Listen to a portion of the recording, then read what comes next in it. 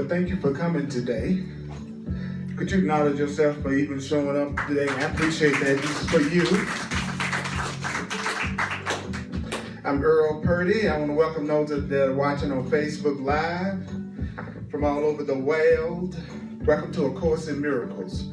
A Course in Miracles, A Course in Miracles, A Course in Miracles. What does that mean? What does that mean, A Course in Miracles? Like, what does that mean? Well, it's not talking about you being able to part the Red Sea.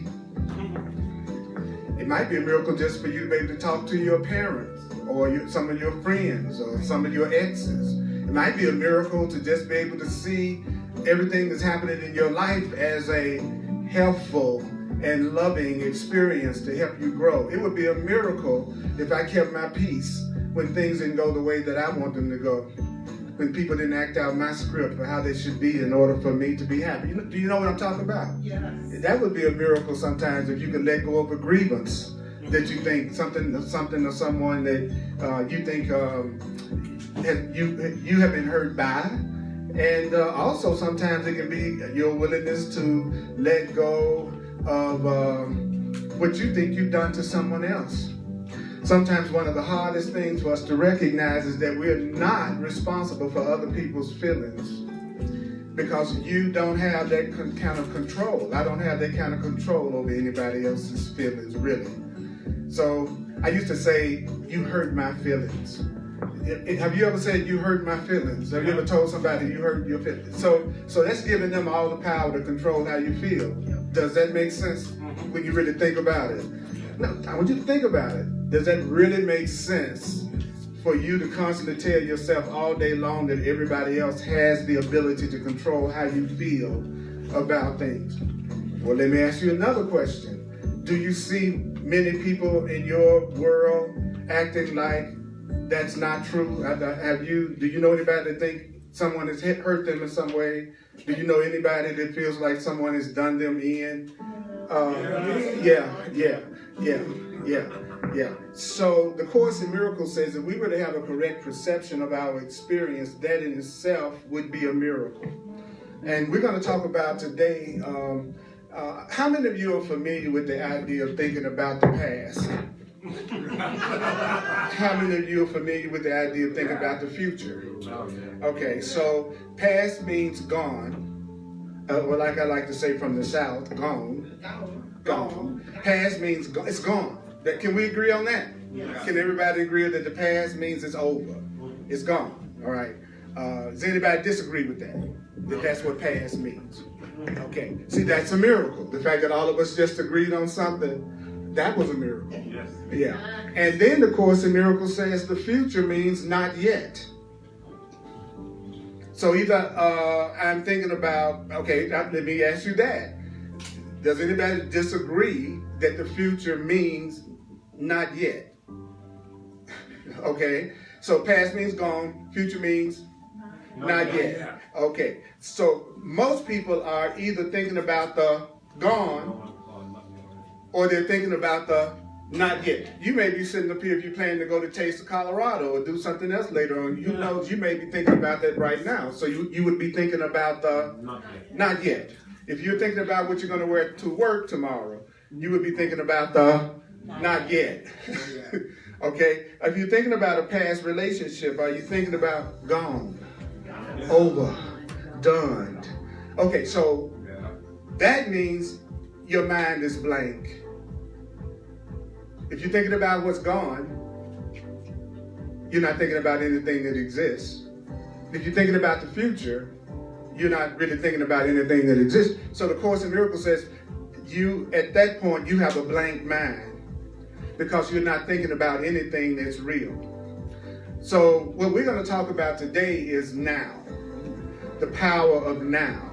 The power of finding the present. I know where the past is. I know where the future is, but I don't have any idea where now is.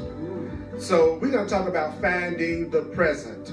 Being in the present, being in the now, being in the present, being in the now, being in the present, being in the now, being in the present, being in the now. Now let me tell you something else, especially if you're here for the first time. The only guidelines to my class is that you don't have to believe the ideas. You don't have to accept what I say today. You don't have to believe what I say today. You don't even have to welcome what I say today. Some of the things I say today may be hard to believe. You might go, that's hard to believe. Some of the stuff I say, it may be so different from what you think is true. You might go, that's startling.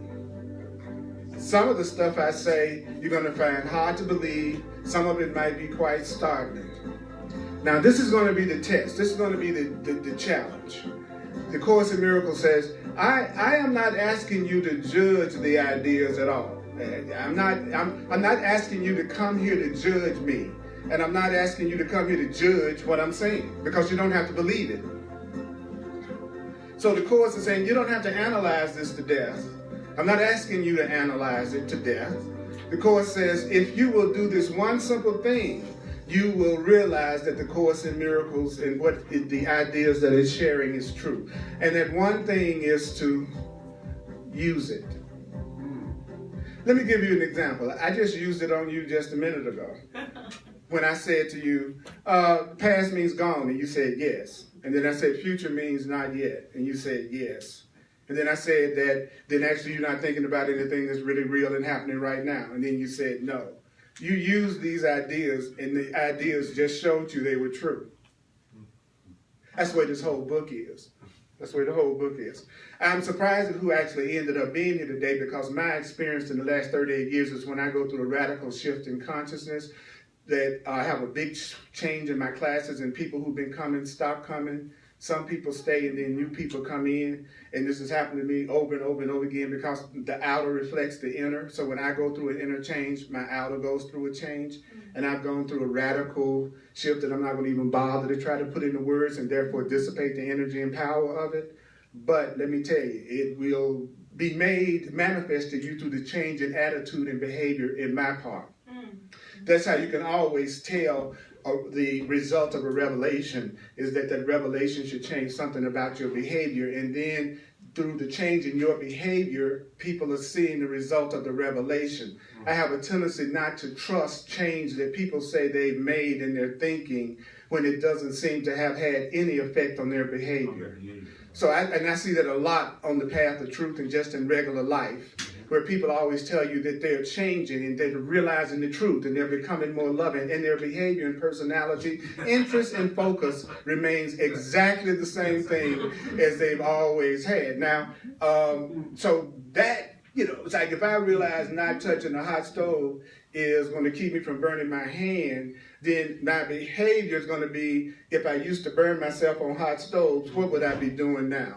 Not touching the stove. It would be a difference in my behavior. I wouldn't say I've learned the stove burns and I used to always burn myself on stoves and go, now I know it's the stove that's burning me, and I'm going to stick my hand right back on the hot grill just like I always have. So are you sticking your hand on the hot grill the way you always have, even though you are saying to yourself you are more enlightened, you are more loving, you are more aware, but your behavior ain't changed a bit?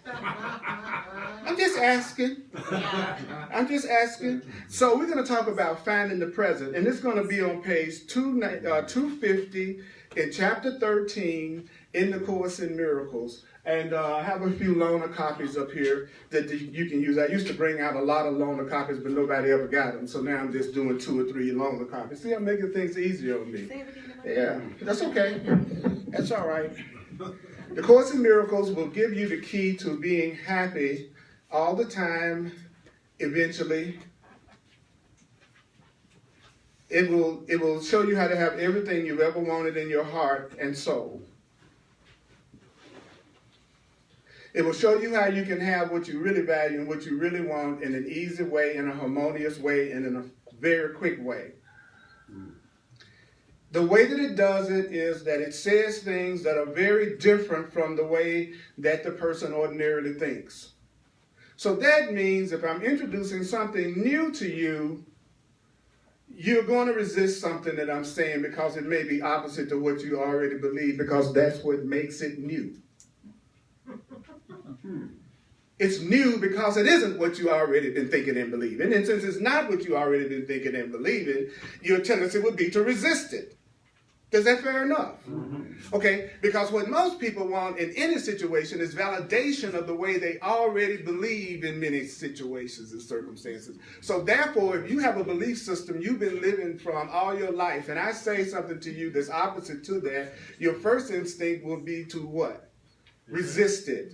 If you're already in a room full of strangers and people that you don't know very well in an unusual situation that's out of your normal context, will you tend to be more guarded? Yes.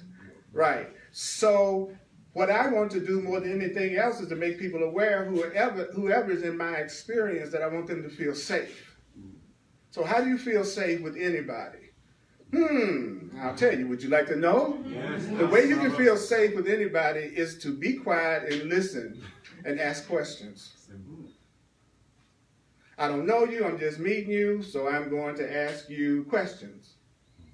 You know, in this time, you with me right now in this class, you could tell me very quickly what would probably make you feel safer around me. You would say, this is something that, you know, I would feel kind of unsafe about. Or the easier way to do it is this would be what would make me feel the safest right now. Could you support that? You tell me what your boundaries are. I honor your boundaries. You feel safe. The safer you feel, the more you open up. The more you open up, the more loving you're going to be. The more loving you're going to be, the more we're going to enjoy each other, because my goal is to be loving too.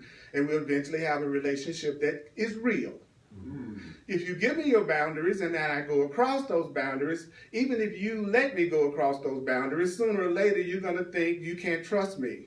And even more than that, you won't trust yourself with me. Have you been with somebody that you couldn't trust yourself with them? Because you know if you was with them, you were just going to do something stupid. It's just something about them that just made you go over your boundaries and try stuff you wouldn't ordinarily do. You know what I'm saying?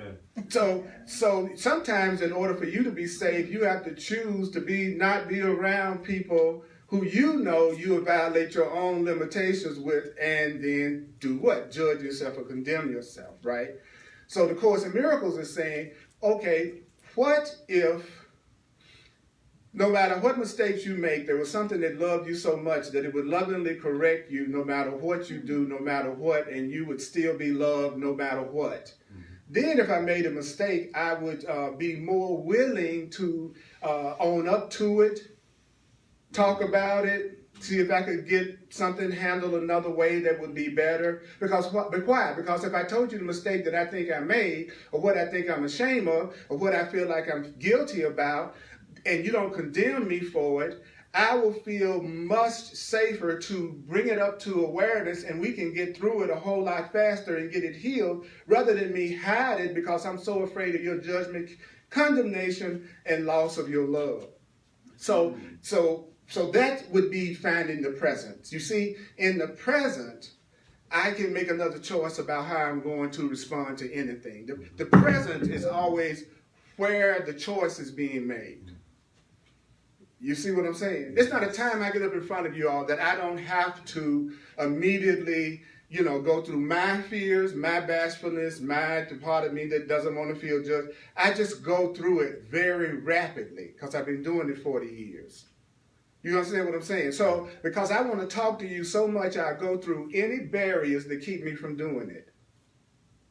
See what I mean? I want to talk to you all so much that I will go through my fears, my insecurities, my tendency to want to judge by your reaction, how well I'm doing it.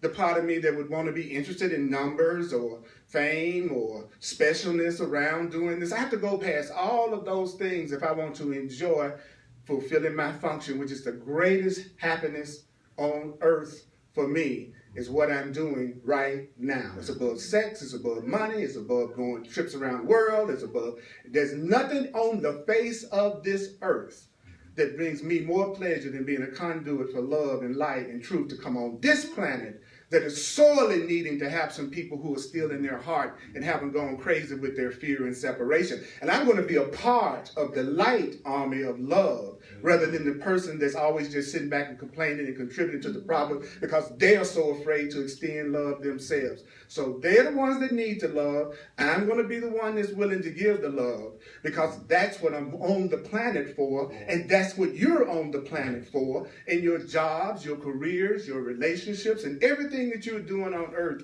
That's just the form you're supposed to do the love in. Boom. Yeah. Boom. I'm not going to really drop it. It costs too much money. Boom. You know what I'm saying? Now, how is that going to protect me? Well, it's going to totally protect me.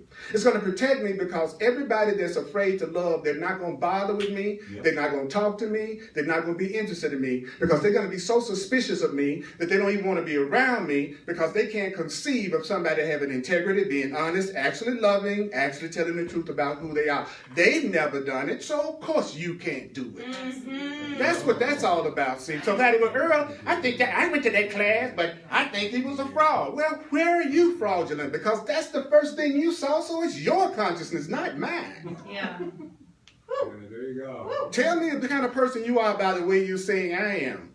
I want you to talk about people when you're around me. Then I'll know where you are coming from. Then I can make my choices about how close I want to get to you. Please talk when you're around me. I want to hear how you feel about your mama, your brother, and other races, other groups. I want to hear everything about you. I want to be the best listener I can possibly be because that way I can see the best way to love you. I'm sick of hearing about everybody else is going to love but you. I'm just so tired of myself always waiting for somebody else to give me what I'm not giving. Yeah. I'm walking around, everybody's waiting for somebody to give them the love they aren't giving, the understanding they aren't giving. Like this egotistical, fearful Earl is such a prize for you to get. You know what I'm saying? Yeah. So this book, just like this, take the Course in Miracles. The very first sentence says in that paragraph on Finding the Present, page 250, chapter 13, The Guiltless World. And another thing that's so cool is whatever is behind all of this is inside all of us. Mm-hmm. So therefore, I trust the God in you to guide you. So you see, I'm not a teacher that's trying to get followers. I don't have the slightest desire for a follower. Mm-hmm. Because if I have followers, then I'm walking by myself. If you're my follower, you're behind me. Mm-hmm. So I don't have anyone beside me. Who needs a follower? I need somebody walking equally beside me, wanting love as much as I do, wanting truth as much as I don't need a leader either. Because I'm still walking by myself. You know what I'm saying? So I love, the Course in Miracles says stuff like that. Did that make sense in a sense? I know you could disagree with it, but you know that made sense.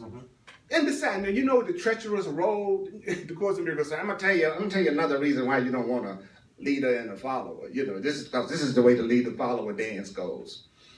Patrick, yeah, I really want you to follow me because I know what's best for both of us. And that's it. And so then Patrick starts to follow me. Patrick, guess what? Now things didn't go the way I thought I wanted them to go. So now I want the follower in me to rule, and I want you to lead me. And now, Patrick, I want you to follow me. And now, Patrick, I want you to lead me. Now, Patrick, I want you to do what I say. Now, Patrick, I want to do what you say. In other words, you don't ever know when anybody's going to switch the leader-follower role on you. You don't know when they're going to go from, please help me, please help me, please tell me what to do, please give me some insight, please give me some guidance. So you always trying to tell me what to do. You bossy.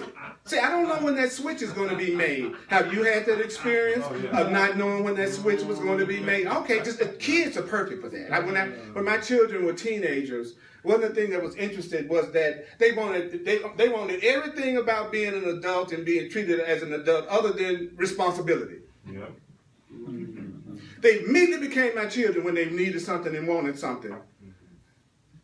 And when they wanted to do it that way, then I was the controlling parent that they were getting upset with. The same dance. Oh, okay, now you want to be grown.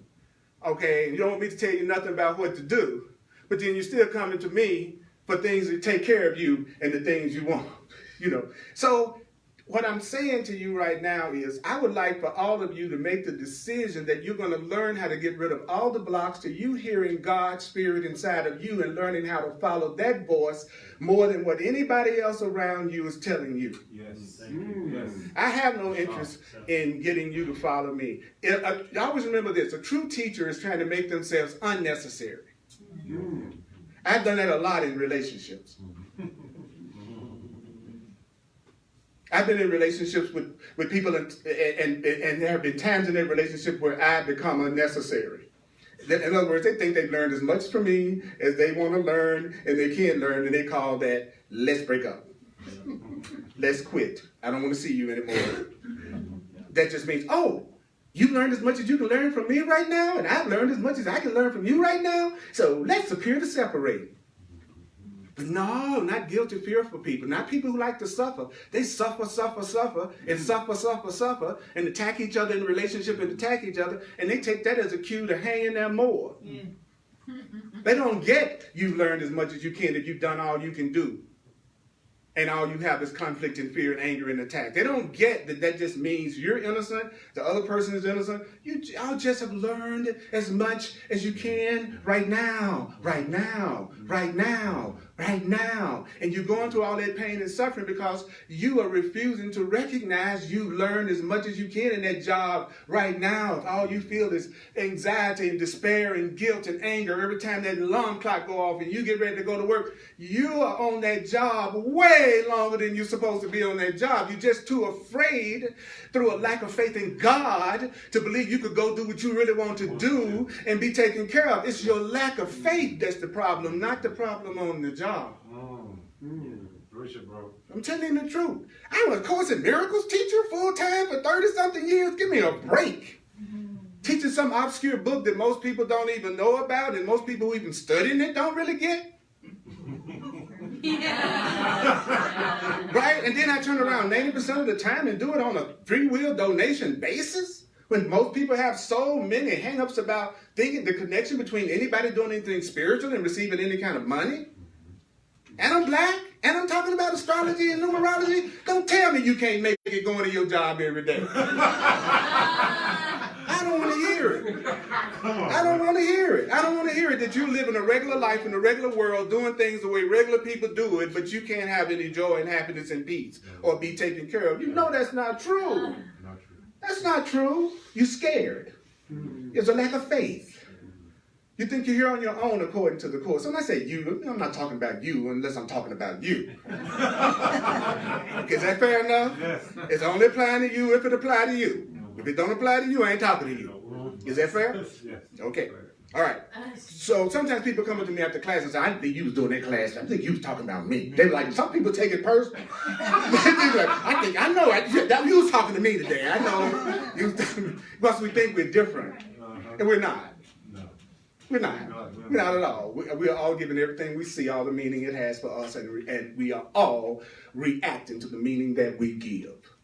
That's what we're all doing. That's what you're doing right now. That's what everybody in this room doing. They're giving me meaning right now. They're giving everything I'm saying meaning right now. Their own. And then they're reacting to it.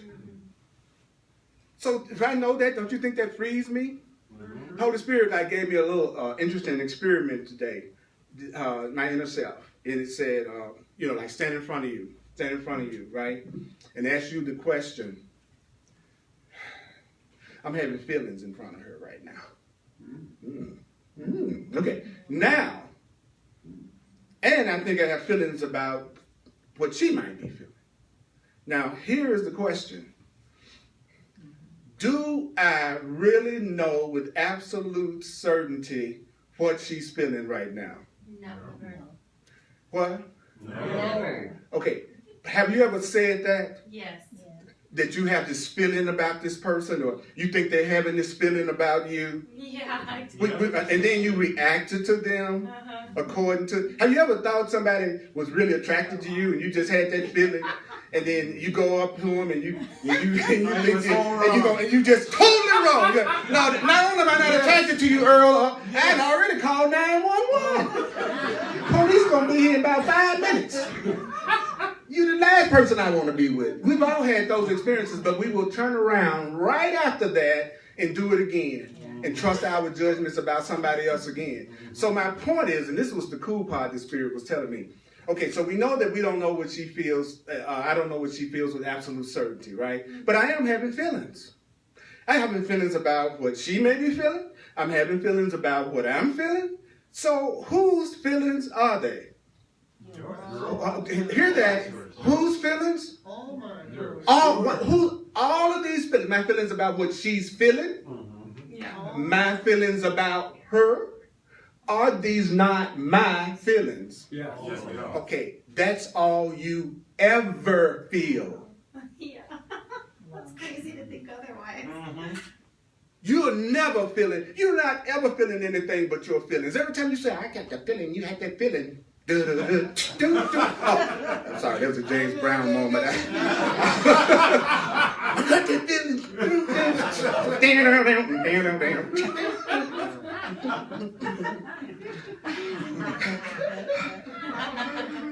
I got an extra spiritual chakra. I told you, I got a boogie chakra. There's a lot of just your mental chakra, and your heart chakra, and your throat chakra, and your solar plexus, and your root, and your boogie chakra. That's right.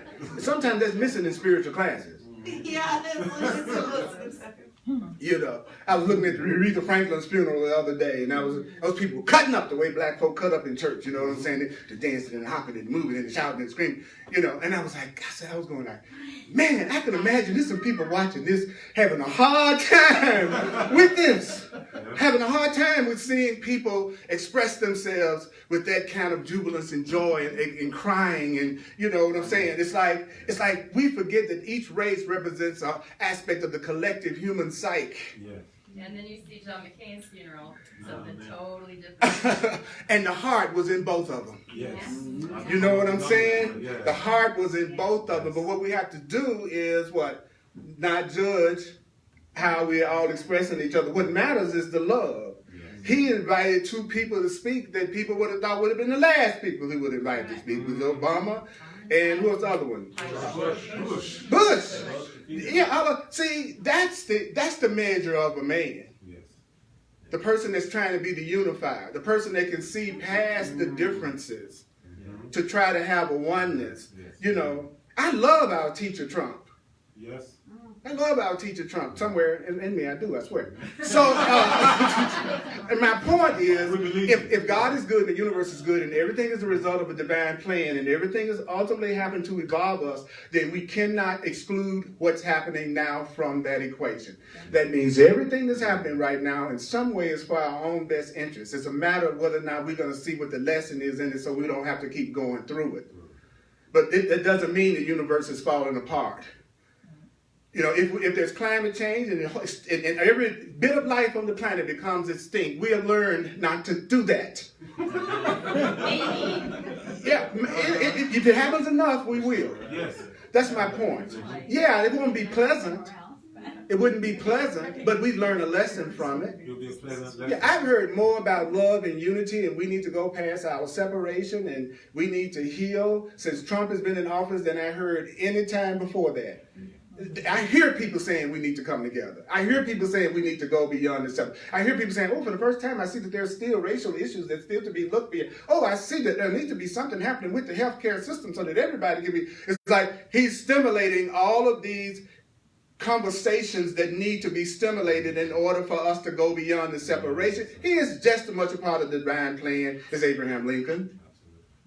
Now, I'm saying all these things because they're true, not necessarily because I believe it. Take a beat with that for a minute.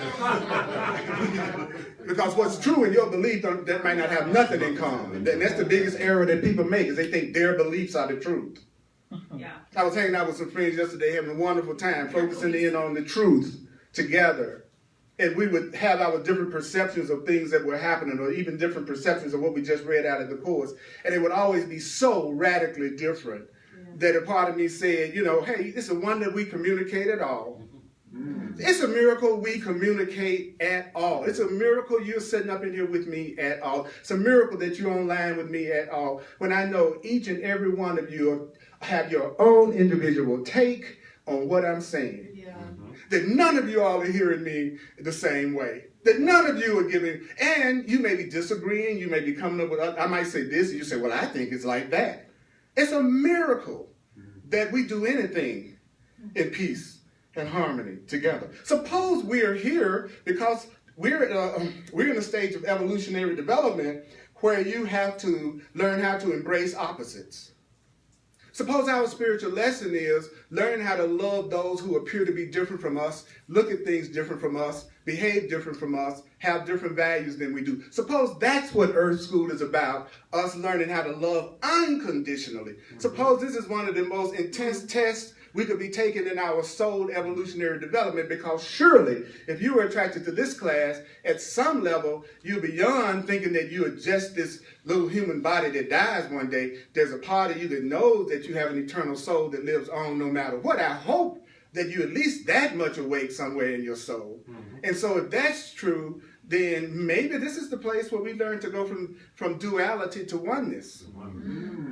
Maybe this is the place where we learn to go beyond love and fear to just love, abundance and lack to just abundance, health and sickness to just, in other words, no more duality. Sure. Would that be fun? Yeah. So the first sentence says, to perceive truly is to be aware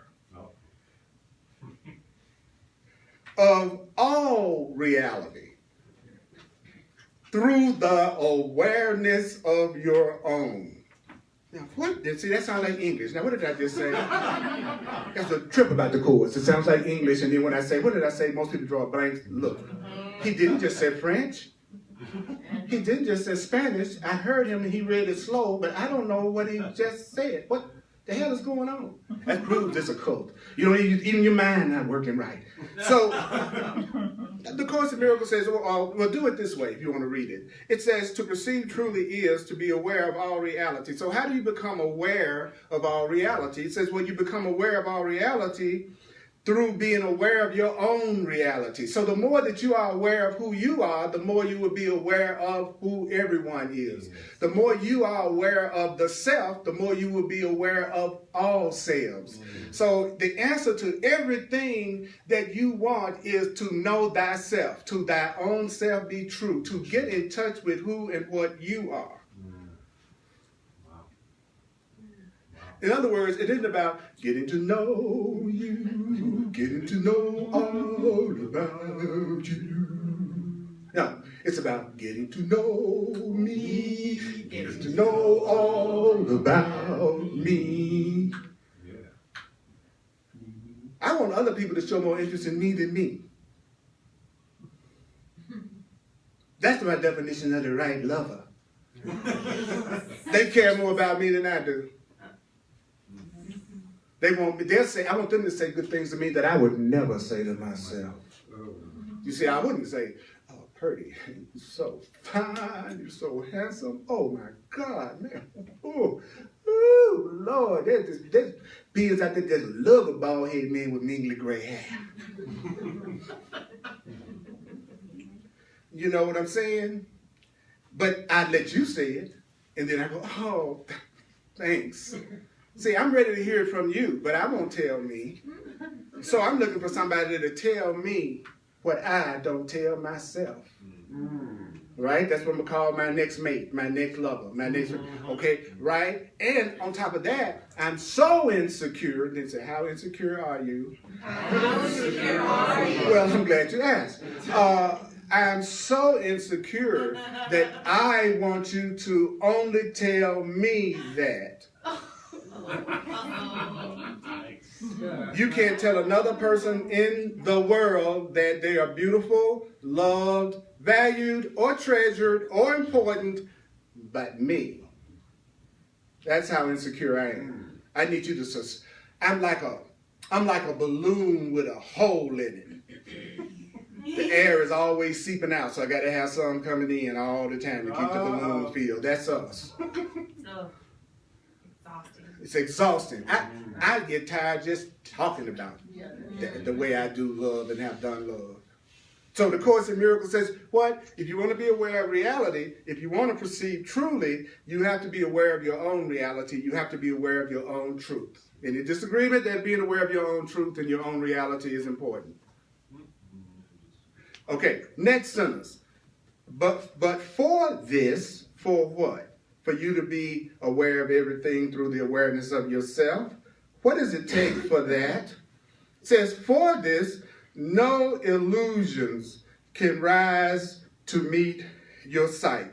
So what did the Course just tell me? Well, it says, Purdy, if you're going to be aware of everything through the awareness of yourself, then it's important for you to realize that you need to be looking beyond false ideas. So you've got to learn how to look past false ideas about yourself. If you're ever going to see the truth about yourself, you have to learn how to go past the false about yourself if you want to get to the truth about yourself. Anyone disagree with that? No. Okay, another miracle. Right? Yeah. Right? Okay, so then the two sentences, without even finishing the second sentence, we heard some very powerful things. What was that? Well, the first thing I was told, if I want to see you all correctly, I have to see myself correctly, and I'm not going to see myself correctly if I got a lot of false ideas about myself, and I'm not going to see you correctly if I got a lot of false ideas about you. What's the biggest false idea that I have about you that keeps me from seeing myself correctly? I'll tell you what that is. You want to know? That you are separate and different from me. You need food, I need food. You need air, I need air. You need clothing, I need clothing. You need housing, I need housing. I need everything you need. I don't care what color my skin is, and you shouldn't care what color yours is. Anybody got any sense? No. We all want love. We all want the same freaking thing. Yeah. So why are we freaking out and saying, oh, black people are different from white people? Who are different from Chinese people? Who are different? That is a lie. Do Asian people eat?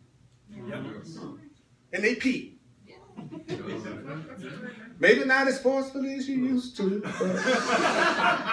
Okay. These people have all kinds of things about what's okay for you to say. Well, you can't say that. What? Purdy? That's not appropriate.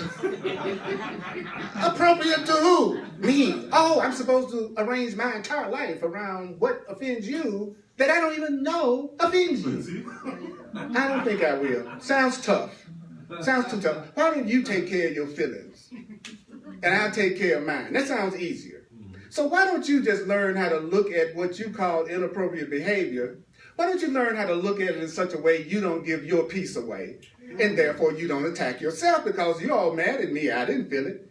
It's not like somebody could be mad at me right now, and I'm not walking through the room and going, "Ho!" Somebody mad at me. I can feel it.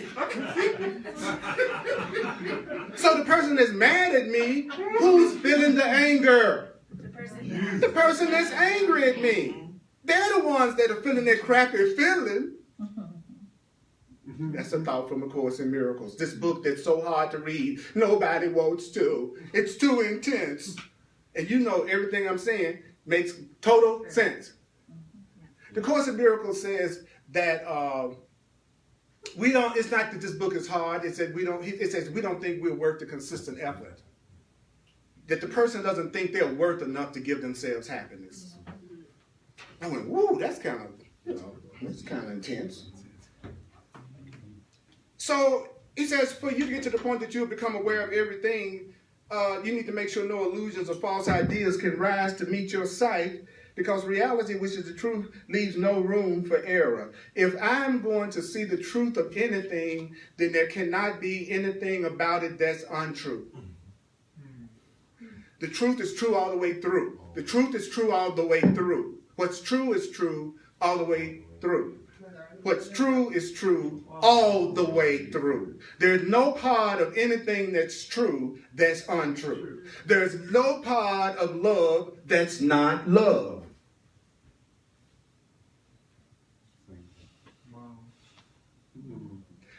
What is the next two words in the next sentence says? Sentence 3. What's the first two words? Who's looking at it? Anybody?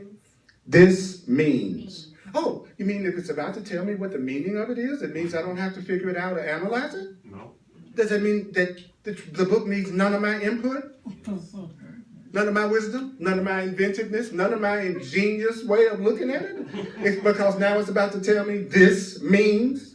You mean the Course in Miracles isn't asking for my wisdom? My God. Because, see, I read something like this and then I go, okay, I need to find out what that means. He says to perceive truly is to be aware of all reality through the awareness of your own, but for this no illusions can rise to meet your sight, for reality leaves no room for any error.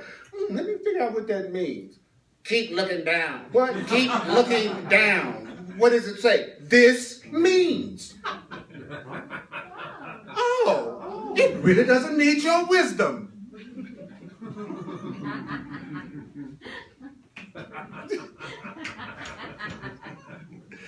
remember my mama telling me, boy, if you just sit down over in the corner and let me do what I got to do, everything will be all right.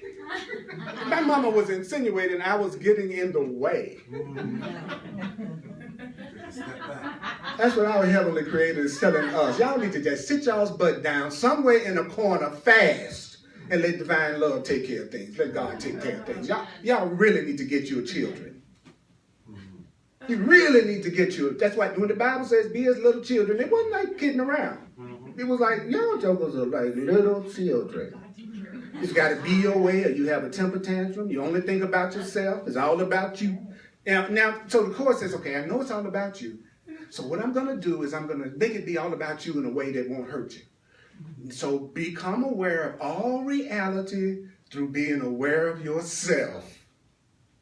Now it can be all about you. What you mean with that relationship that didn't work? It was all about you. That job that you hate, it's all about you. If you were doing it different, you wouldn't be on the job you hate. So the course is saying, be all about you.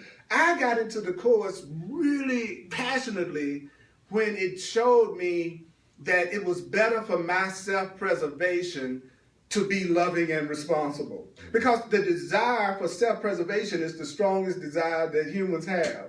So if you can show me how being kind to you, loving to you, aware of you in a beautiful way will preserve me, I'm much more open to doing it. I'm not going to, you think I'm learning all this stuff for you? I can say that nobly. I hope that some of the good that I become benefits you. But I'm going to tell you that I'm doing this for me. I'm tired of suffering.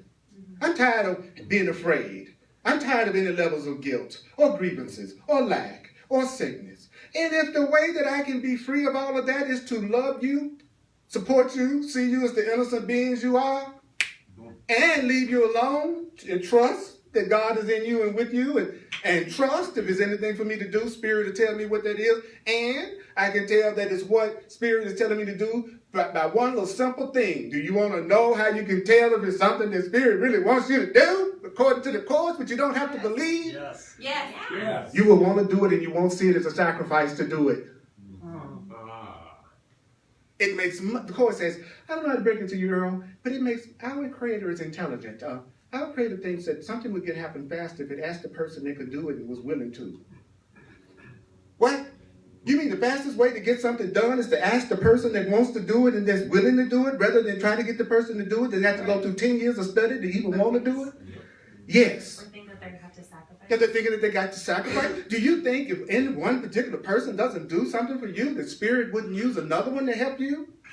You don't have to try to get anything out of any individual. I just want to be loved. If I decide it's through somebody that don't want to give it, I'm going to choose somebody else. Yeah. I'm not going to try to spend all my time trying to get that person that don't want to do it. That's my way of knowing that they shouldn't be the one that's doing it. Why? They don't want to. But the part of me that wants to suffer, the part of me that thinks I don't deserve to be happy, it's going to choose the one person that doesn't want to give it to me, because that guarantees I'll continue to suffer, which I think I deserve because I'm guilty and sinful and worthless. Oh my, I'm guilty and sinful and worthless. Oh my, I'm guilty and sinful. That doesn't do a lot for your self-esteem.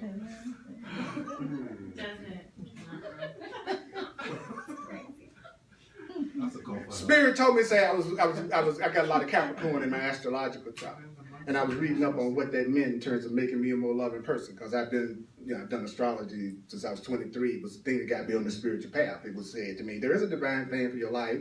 Spirit is real, and guess what? This is the easiest way. I said, thank you.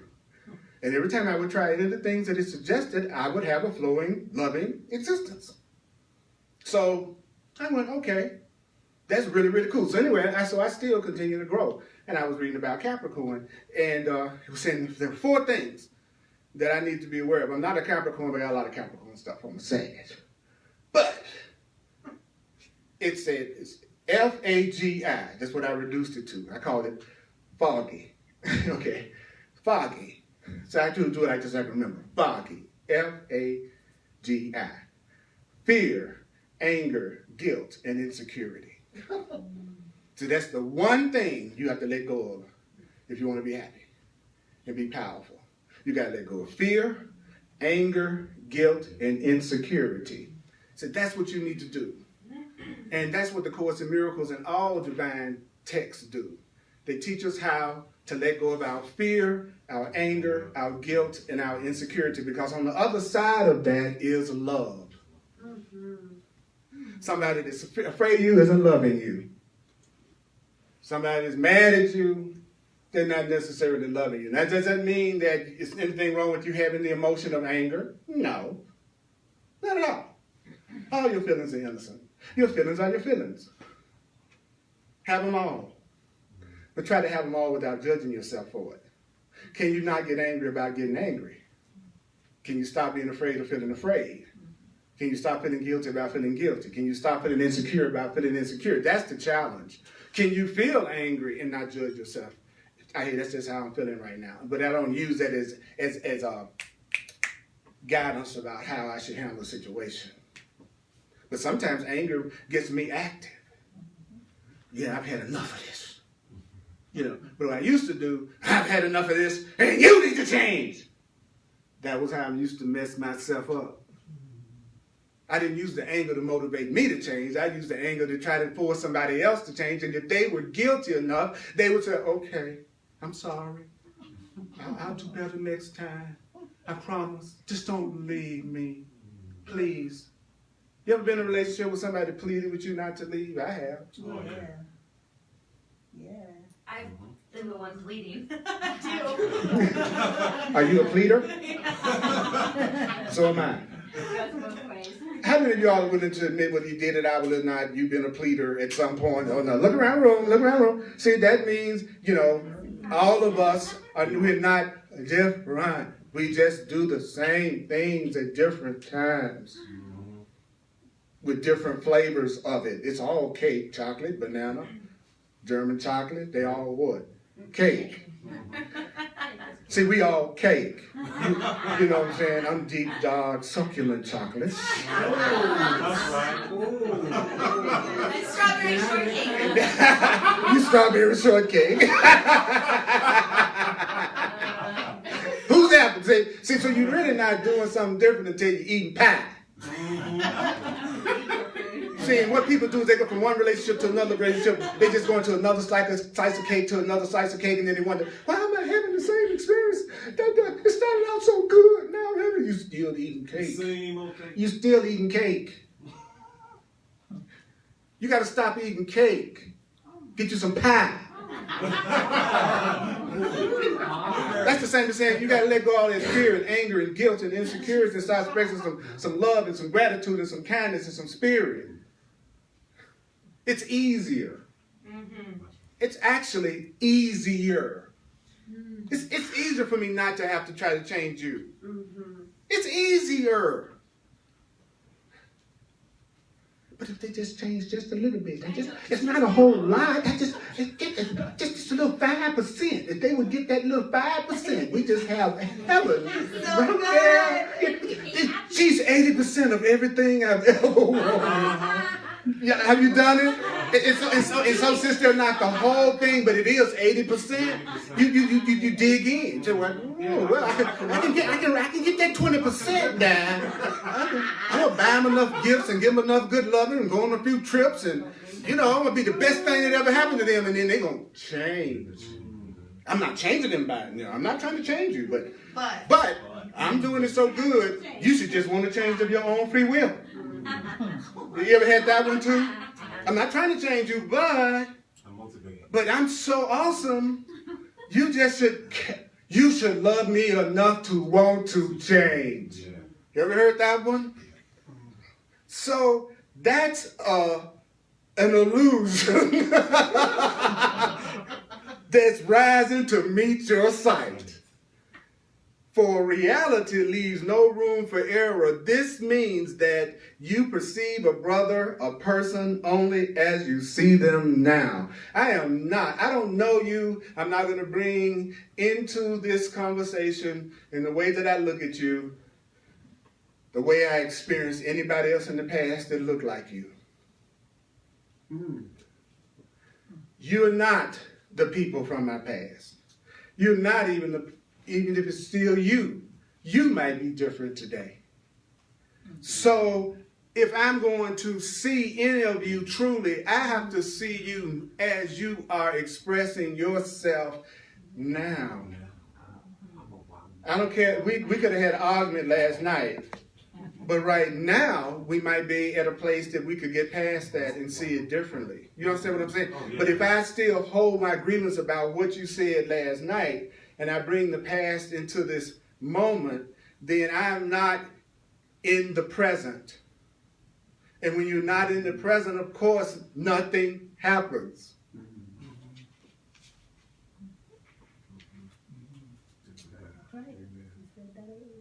Yeah, I said that earlier. If you focus on the past or you focus on the future, you're not dealing with anything that's real or anything that's now. But he smacked me last night. Is he smacking you now? Yeah, well, but that's a whole other story. Okay, now, no, then why are you there?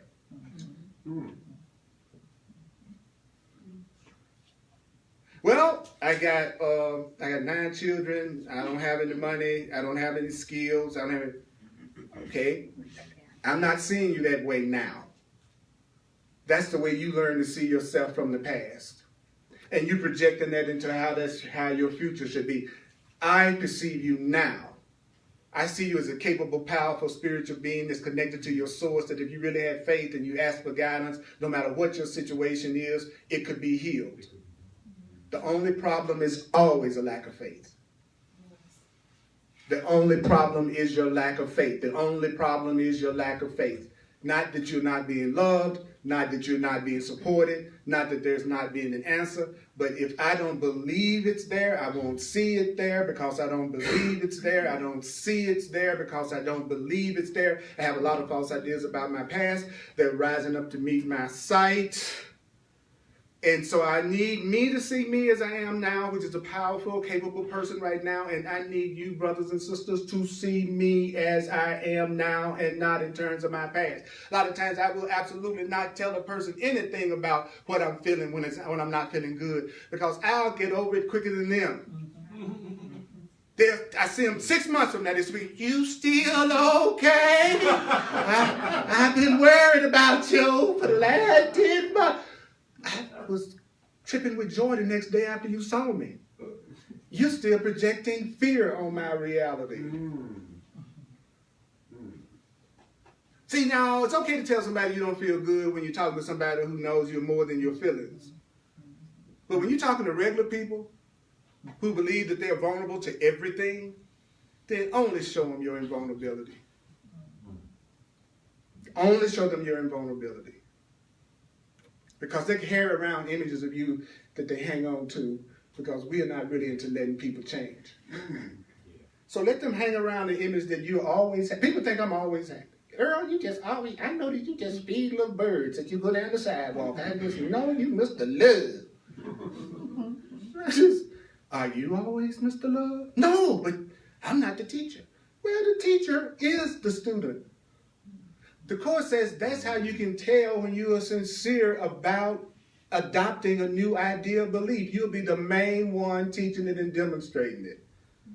I'm teaching this so I can learn it and hopefully be helpful to you. Yes, I have an ego.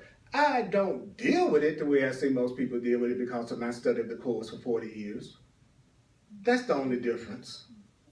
I rush to the medicine cabinet immediately, where I used to be sick for weeks before I go to the doctor. Hello?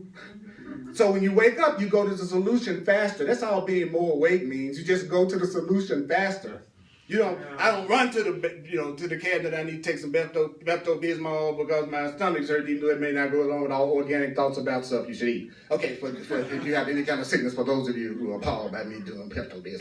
Oh my God. So what you must do, and I'll tell you exactly what to do when somebody's doing something you wouldn't do. You make damn sure you don't do it. That's all you do with it. That's how you deal with it. You make sure you don't do it, because you're going to crucify yourself for doing something you're making other people and judging other people for doing. You can be doggone sure that when you eat that hot dog, you're going to get sick. Because you already judged it. Whatever it is you're afraid to do, you've already predisposed yourself not to enjoy it. And if you're really afraid of it, you don't want to do it anyway. And what could justify you not doing it better than to have a bad experience of it? Then you can not do it out of your fear and feel totally justified. So think about that. If you're going to give yourself a new experience, try to do it out of peace and love. Not out of, I'm going to go do bungee jumping because that'll prove to me that I can go beyond my fears. You're much more likely to be the one string that popped. He said he was afraid of bungee jumping, and look what happened to him. So all I'm saying is, whenever you can pull it off, do things from love. You may not always be able to pull it off, but whenever you can pull it off, do it from awareness and love. And he says right here, I'm going to finish this one paragraph. The person's past has no reality in the present. So you really, no matter what you're thinking, you can't see my past. None of y'all can see what I did on prom night. Thank God. Because I had fun. But can you see it? You don't know anything about my past until I give you my story. That's why people move. Because sometimes it gives them a fresh start without everybody projecting the past on them. And you can show up as you are now. Because that's all the people know. That's the thing about being around people you've been around all the time. They stop asking you questions about who you are. Because now they think they know. I know my mama. It took me a while to get to my mama. I was just telling somebody this other day. Do you know what my mama was? She was a woman with all the feelings and thoughts and desires and ambitions that all women have. But to me, she was my mama. She was a concept. She was an idea. I wasn't allowing her to be a person. She was my mama. So I realized that I have to see you beyond the concepts and labels that I'm putting on you. Whether it's the race label or the social economic label, they're just labels that we use names to divide us. We take the one, whatever it is, and name it. It's like this. This is what we've done. Picture a great big chalkboard. You got it, you got it, you got it. And it's naturally it's going to be a black chalkboard. And then picture yourself drawing vertical lines. Got it? Now picture yourself drawing horizontal lines. Is it still the one thing that it was before you drew the lines? Yes. It still is now. All the different checks, the little blocks call us, says that we are all part of the same thing now. And if you just think that, even if you never say it to anybody out loud, you will watch people respond to you in a more loving way. You will find that since our minds are joined, it doesn't matter what you say verbally. It matters what you're telling yourself mentally. And people are going to react to the energy beyond your concepts and ideas and thoughts more than the words that you're using. Just try it. I get on an elevator and I tell myself, oh, I'm looking at myself as a little old lady. Oh, I'm looking at myself as a young kid. Let me recognize, let me see this person as I see myself. Let me know this person as I know. So I'm doing all of that. But it looks like I'm standing on the elevator going, which floor can I help you with? And they get off the elevator, and before they go, they say, God bless you. Have a wonderful day. And it's happened too many times to be an accident.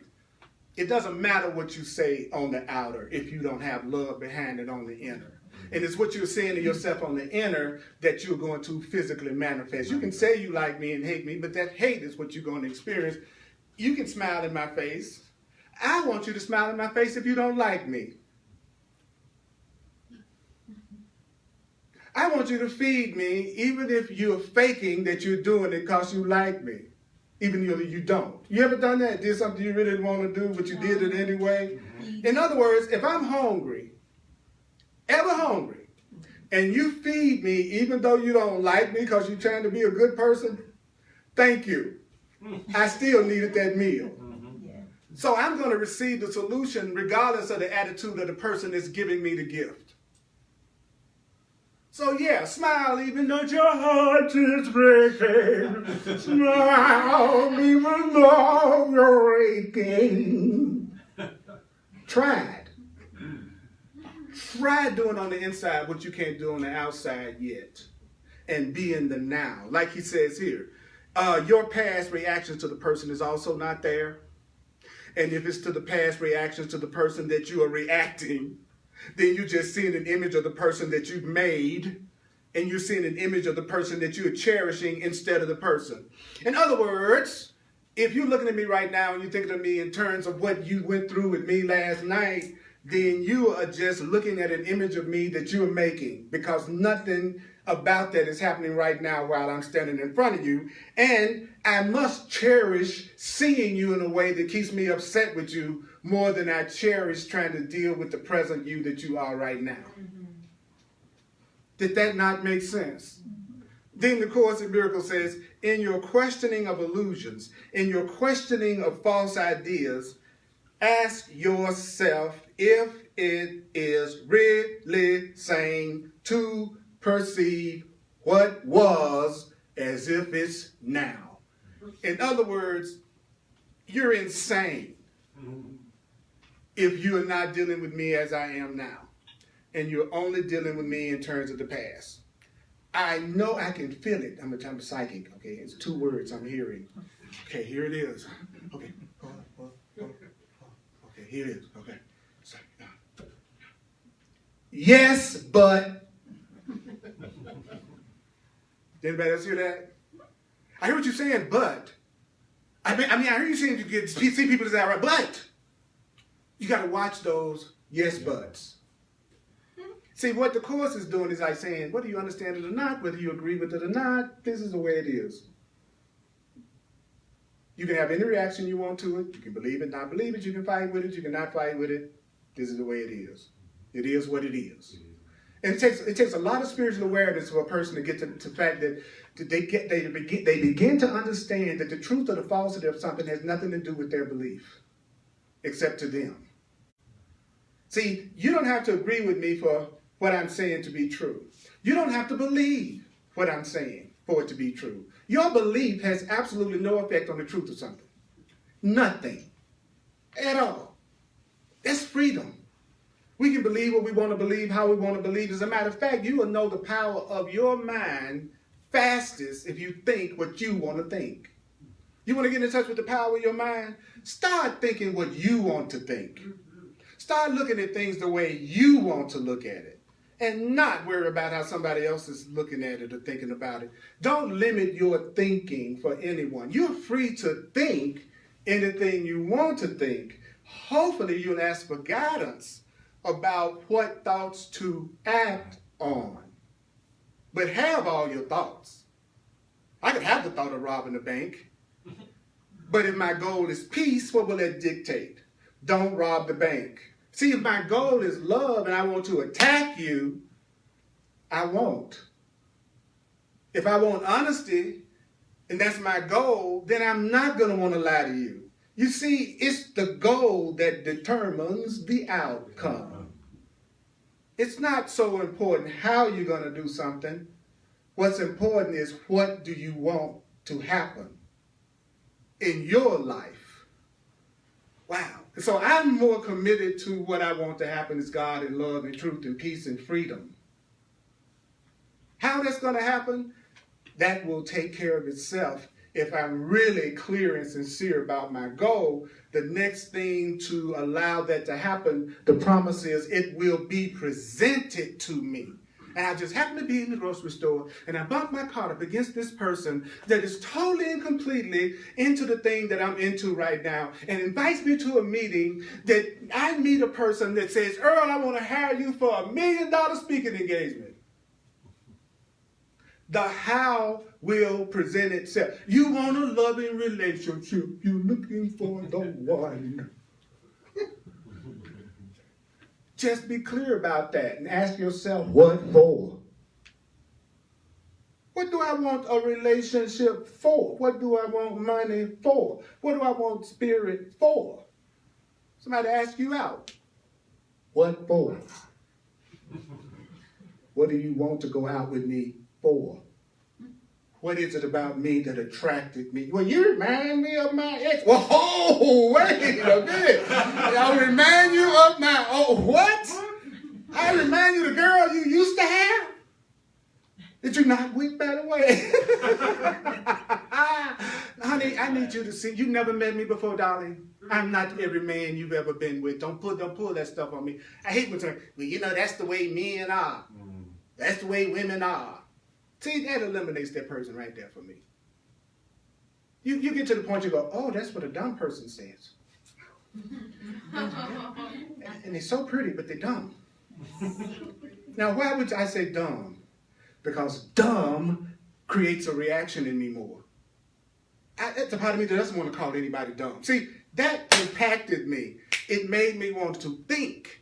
You don't give yourself truths that don't juice you up or affect you emotionally in some way. If you're saying some truth to yourself that now it just sounds like stale chewing gum, then you need to choose another truth out of the book and start saying that one to yourself.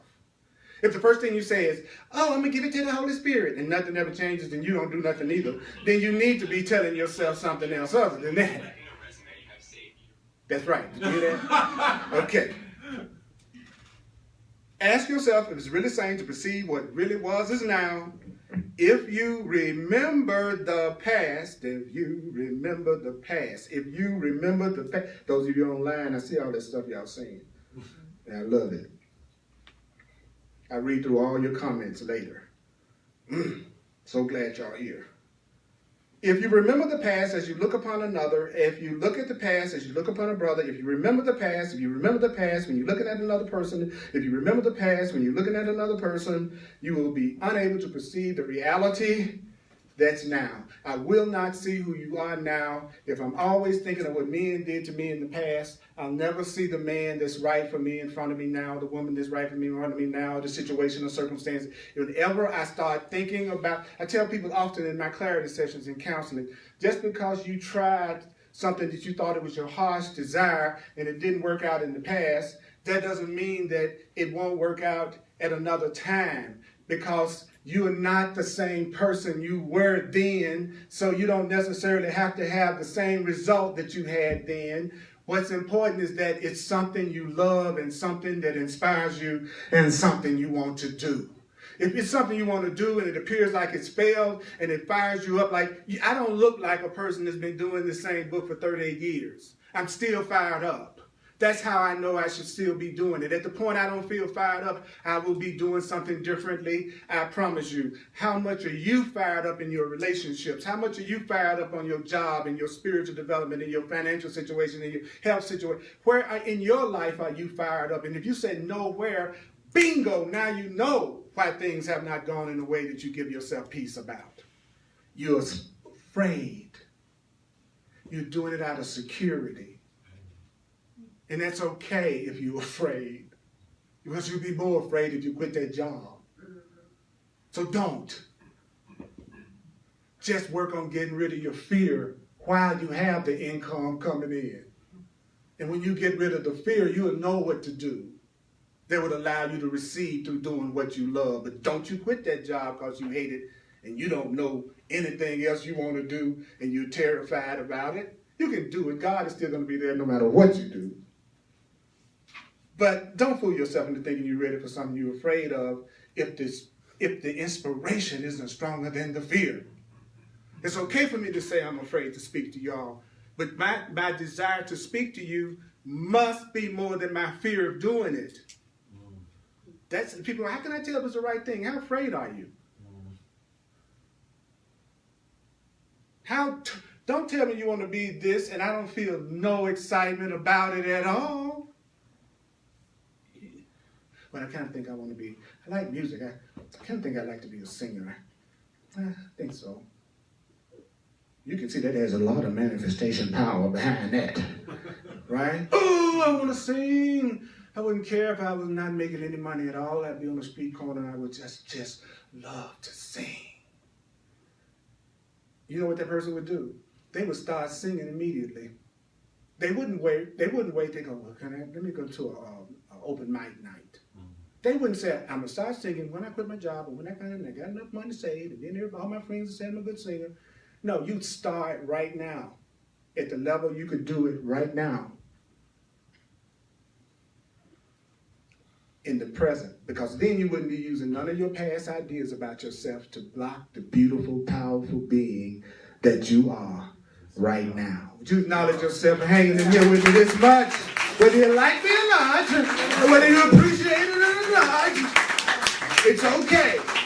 It's okay. It's okay. It's okay. So let's do the financial expression of appreciation for those of you who would like to have the opportunity to share. I really appreciate that. You're a blessing in my life. Did you pass that, brother? Those of you online, if you'd like to make a financial expression of appreciation, which would be greatly appreciated by me, just go to Earl Purdy, PURDY.com, earlpurdy.com.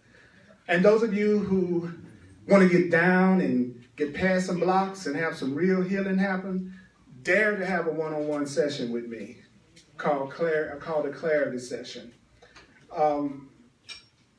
There are no original problems, but your problem is very special to you, and I will treat it that way.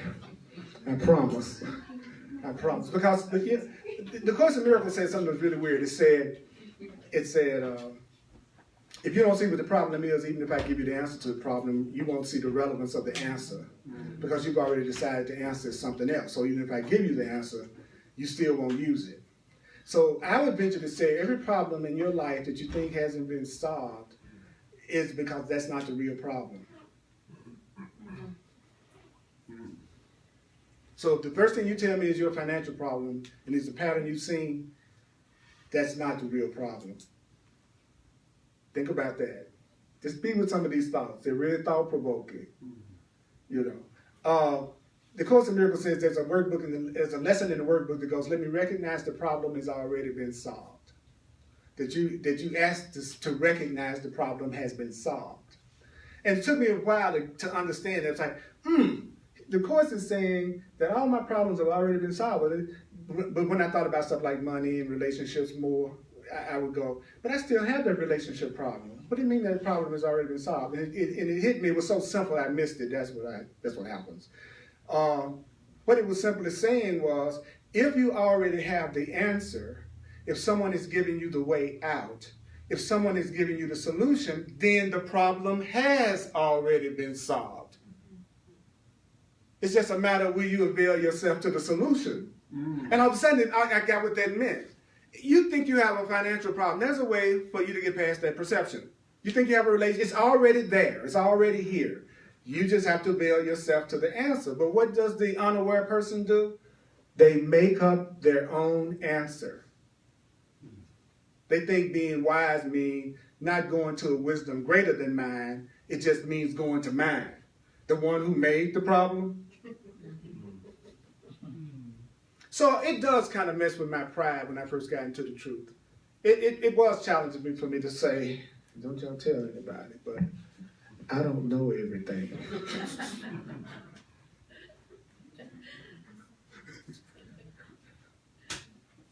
I'm just telling you this because I trust you. I don't know everything. And I'm willing to say, as an adult, I tell the universe, I'm willing to receive answers I didn't think of. Try that one as a prayer. God, is the situation I'm dealing with. I'm willing to receive an answer that I didn't think of.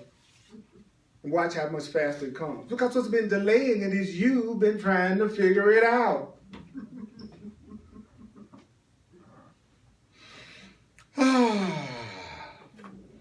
So, go to my website. You'll find out everything you need about me.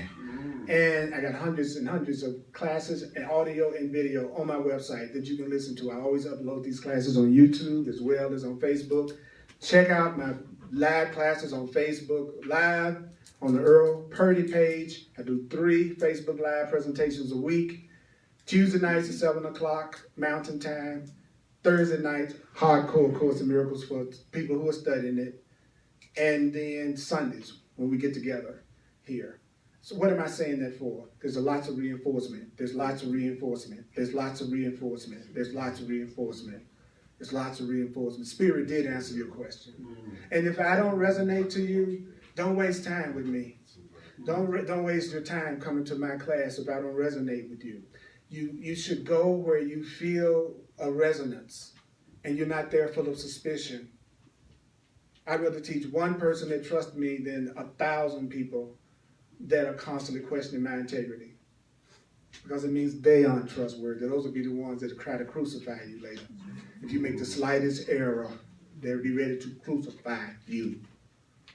So how many people around you are not crucifying you, but helping to resurrect you by loving you and knowing the truth about you? I'd rather be by my physical self, in my physical apartment, than to be surrounded by people who don't see my value and I don't see theirs. Amen. I'm telling you. Yep. I'm telling you. It's like it's easier than we make it. So here's the paragraph we just heard, and then you can rush out and enjoy all the stuff that's getting ready to happen. Is that okay? Is that all right? Thank you for coming. Thank you for being here. Thank you for seeing some value in what I have been saying. So let's hear the paragraph one more time, but in a slightly different way, with a little funk in it. Thank you, mighty companions online. Because when I put some rhythm to stuff, I remember it better. To perceive truly is to be aware of all reality. How, Earl? Through the awareness of your own. That's how you do it. Become aware of your own reality. For you to be aware of the truth, no illusions can rise to meet your sight. For reality leaves no room for any error. This means that you perceive another only as you see them now. What? Their past has no reality. Their past has no reality in the present, so you cannot see it. Your past reactions to that person is also not there. And so if it is to the past reactions of that person that you react, you're seeing just an image of that person that you have made. You're just seeing an image of that person. If you're just reacting to the past, you're seeing an image that you cherish instead of them. Ooh, I need to hear that, Holy Spirit. Tell me, Holy Spirit, tell me truth. Guess what? In questioning your illusions, ask yourself what? Is it really sane to perceive what was as now? Is it really sane to perceive what was as now? Is it really sane to perceive what love, what was in the past is now?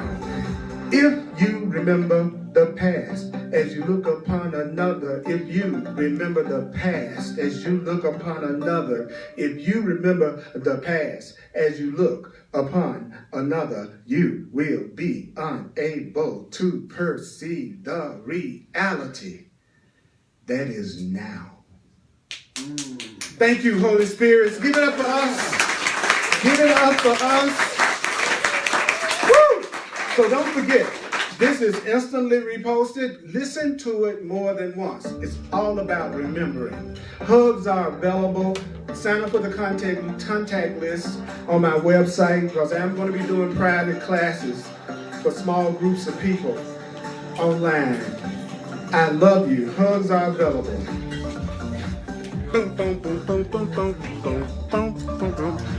Thank you.